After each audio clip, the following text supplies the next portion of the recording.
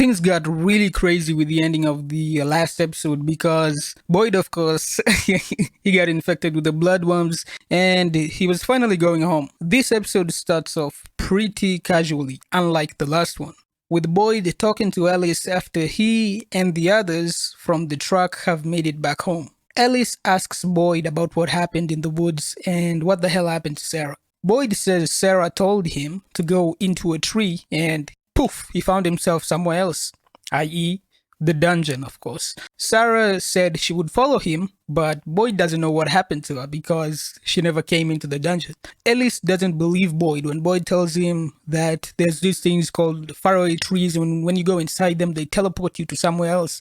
Ellis doesn't believe him. And he actually thinks that Boyd is lying to him for some reason, I don't know. Ellis is angry because Boyd didn't find a way out despite promising to, and Ellis is seeing that Fatima is losing herself day by day because of what happened in the last episode. And just like he saw with his own mother, Ion Abbey, she's getting swallowed up by this terrible place, and who knows what she might do after that. We see Jim getting treated by Christy in the hospital after the Matthews house collapsed, of course. Jim got buried in there, so he's got a lot of broken bones and all that, so obviously it's a horrible idea to keep moving around in that condition, so Christy stops him from doing that. Tabitha tells Jim that when she was underneath the house, she found herself in a cave and she saw where the wires went to, but they weren't connected to anything at all. There was no generator, there was no power plant, there was nothing down there. So she doesn't understand how and where the town is getting electricity from.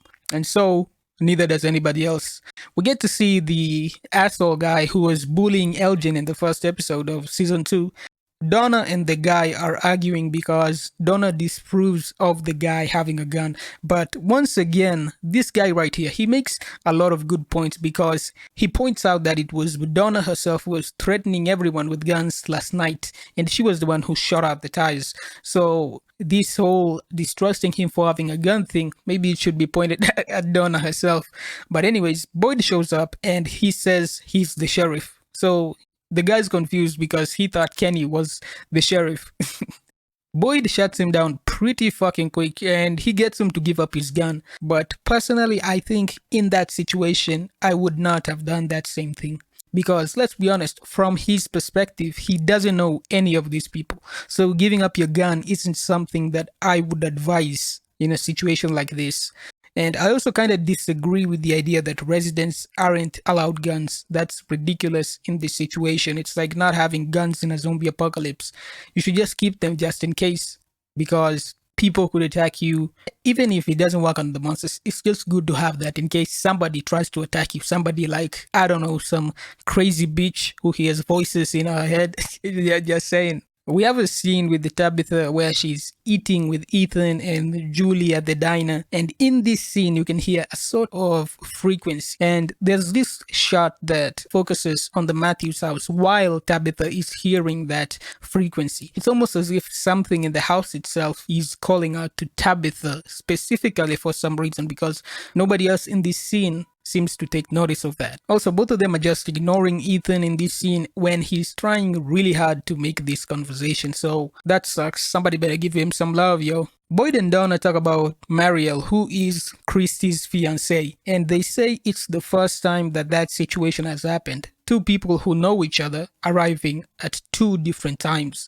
Donna says the storm that happened in finale of the last season wiped out half their crops, and they're gonna have to ration because with all of the new people coming in, there's not enough food to go around. There were 25 people in the bus, but after the first night of the bus arriving, there's 22 people accounted for. And she says accounted for, but didn't say alive, so that 22 includes people who are dead. Makes you wonder what happened to the other 3. Where are the bodies? That's interesting to consider. She asks Boyd to tell her what happened in the woods, and Boyd just ignores it. He doesn't answer. Ellis and Kenny find a woman in the woods who's got a metal rod stuck in her head. I thought it was the same electrical interference that's always happening, but it's actually that the phone's alarm went off, and that's what allowed Kenny and Ellis to find her. But the fact that it happened right when Kenny and Ellis were very near to the girl herself is very interesting to me. Makes you wonder if it was the monsters who set that alarm and they knew that Kenny and Ellis would be there at that time, but I don't know. I don't know what was going on there.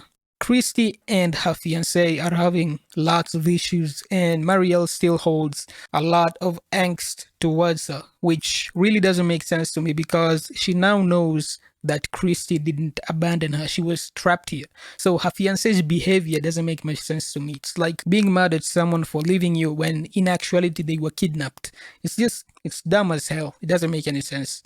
Christy goes to help the girl with the metal rod in her head, and she realizes it's impossible to save her. There's nothing they can do. She says it would be at least a 15-hour operation in a real hospital, so there's no way it can be done out here in the woods without trained people. It just can't be done. Kenny says it's best to just put a bullet in her head so she dies with much less pain. And at that moment, Boyd shows up and says they should all leave, and so that they don't have to see this. And in one of the dumbest and horrifying things Boyd has ever done, he starts pulling out the rod with no preparation, no assessment of her condition, no nothing. He just tries to yank it out and he murders her in the process. Like, that was straight up murder, bro. This would be like if in episode 2, while Ethan was trapped, Boyd just yanked the tree that was in Ethan's leg out when he first saw it. What Boyd did, it was insane, man. They should have put a tent around her while trying to cut the rod, while having someone like Boyd stay with her all night, or they could just end it and do what Kenny said, put a bullet in her head and get it over with, But whatever this was, to the people who say Boyd has a hero complex, what complex?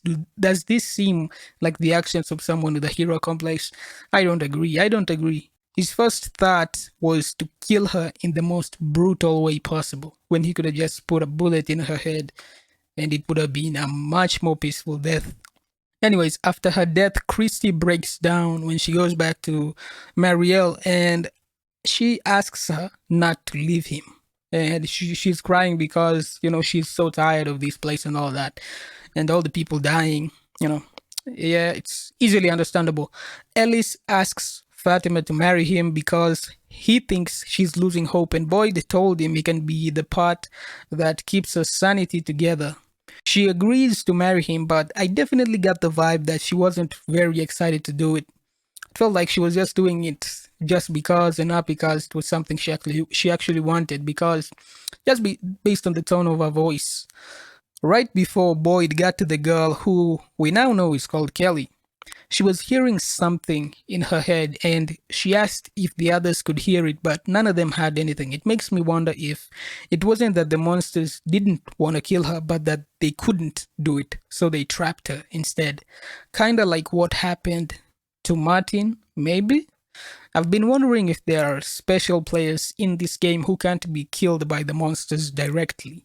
Ethan comes to mind, and that might be why they asked Sarah to kill him in season 1, because the monsters themselves couldn't do it. The same thing happened with Jade's friend, if you remember that. Kelly also seemed to have that same type of affinity as these two, that sixth sense that some people have, because she heard something in her ear, and it might have been the same thing, the same frequency that Tabitha was hearing when she was in the diner. Or maybe it was the bloodworms in Boyd himself speaking, because she only started hearing it when Boyd got close to her location. Back to Jim at the hospital. Jim notices the exit sign flickering, and after what Tabitha said that they still don't know where the lights come from, he goes to take a look at it, do some investigating. And right before he could do that, this old woman from the bus shows up and she says she's looking for the doctor. Jim asks her if the bus they were on was a chartered bus, and she doesn't really know. He asks what was the destination, and she says she's just been going around horse tracks all around the country, betting on them and trying to win, Anyways, she definitely came off suspicious with her answers, and she's been very accepting of her fate the entire season. Makes me wonder if her arrival was planned by herself. That would be an interesting idea. Or maybe she was sick before coming to Fromland, and now she's been healed, which is why she was so happy and dancing in the rain in the last episode. Maybe she had some sort of terminal illness, and that's why she wanted to go to the doctor, maybe to see if she's been healed or something. I think the aspect of accelerated healing is going to be touched upon again in this season as well because of Jim. Just like in season one, it happened with Ethan after his accident. Because it's a good opportunity with Jim and all of his broken bones for them to touch upon the accelerated healing and why it's happening. Tabitha and Julie go off to find clothes to wear because theirs got buried in the house collapse. While they're outside the barn, Tabitha sees those little girls in white from the trailer, and they look messed up as hell. Their clothes look roughed up, they look dirty and burned up, maybe burned up. Their hair looks like it's been ripped out. Their appearance is just crazy. They definitely give off horror child vibes, horror twin girls vibe. Very creepy. They're very creepy. Why are they appearing to Tabitha? Why didn't they do that in season one? Is it because she was in the cave? So many questions.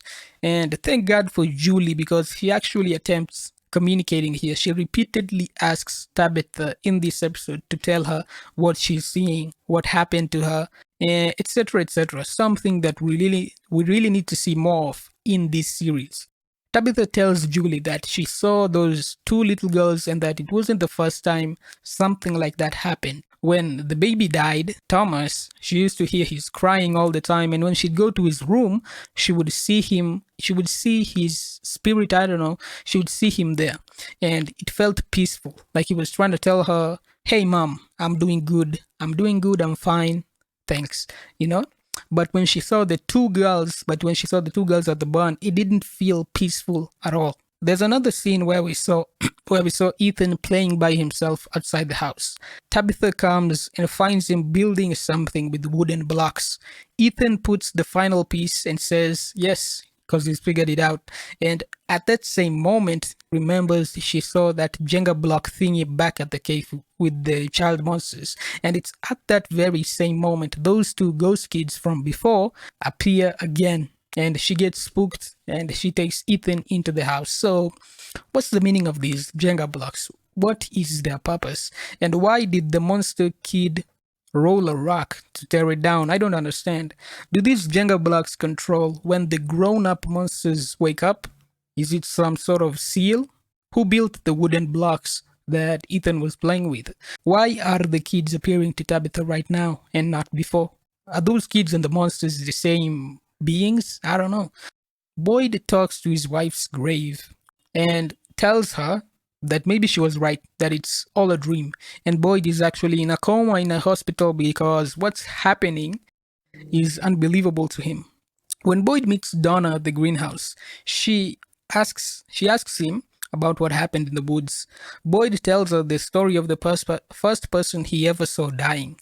His name was Brian Kelly, and he points out how interesting it is that the guy who got killed in front of Kelly was named Brian, and the girl, of course, the girl with the rod in her head, she was named Kelly.